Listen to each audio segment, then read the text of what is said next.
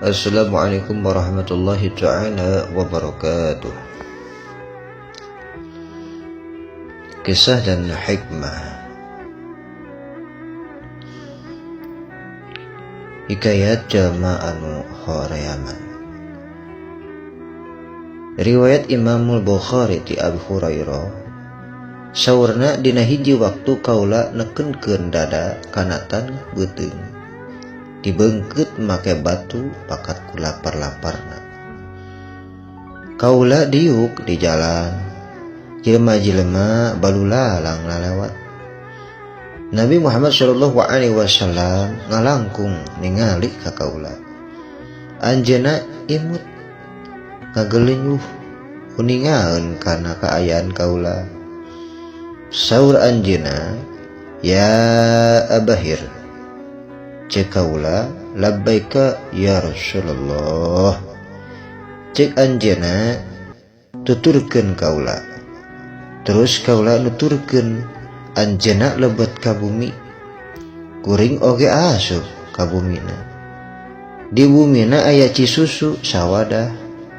Cek anjeunna, "Ti mana ieu cisusu teh?" Aya nu ngajawab, "Pamasihan kian atawa nyian." Cek anjeunna, "Hei Abahir." Cek kaula, "Labbaik ya Rasulullah." Cek anjeunna, "Ayeuna jung tepungan ahli supah sina kadar ieu."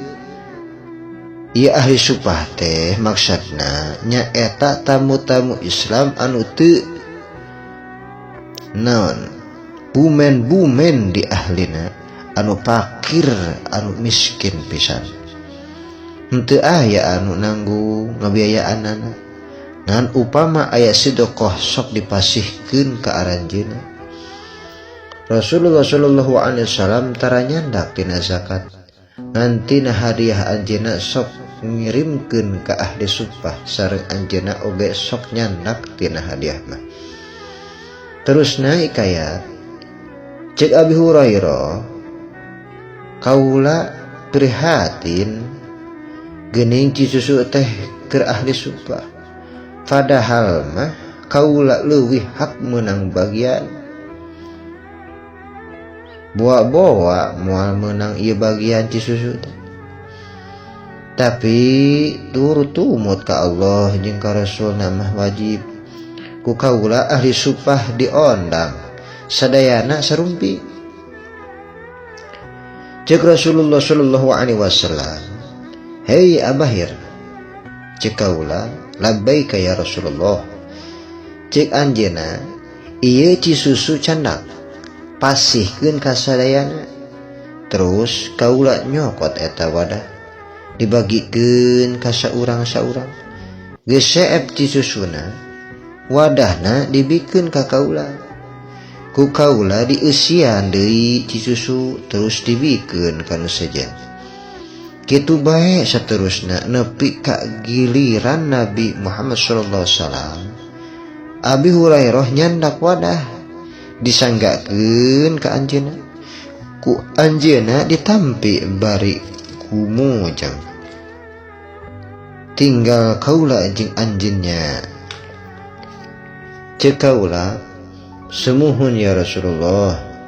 Cek anjeunna, "Paek anjeun diuk geura nginum." Terus kaula diuk jeung nginum. Cek anjeunna, "Hayo nginum deui." Terus, "Hayo terus." Parantos gamparan, demi Allah anu parantos ngutus kagamparan. Kalawan hak parantos teu aya tempatna deui ditambihan ngaleueut teh. Terus anjeunna ngaleueut anu sasesana kalawan nyebut jenengan Allah sareng muji ka Gusti Allah. Subhanallah, inilah akhlak Rasul yang luar biasa. Maka menjadi pemimpin pantaslah diikuti oleh umat dan menjadi tuntunan bukan tontonan. Maka seyogianya kita ketika menjadi ahlu akhirah, ahlu agama, kita menjadi sorotan umat, dikarenakan bukan ketinggian ilmunya saja, akan tetapi ketinggian atau kemuliaan akhlak kita.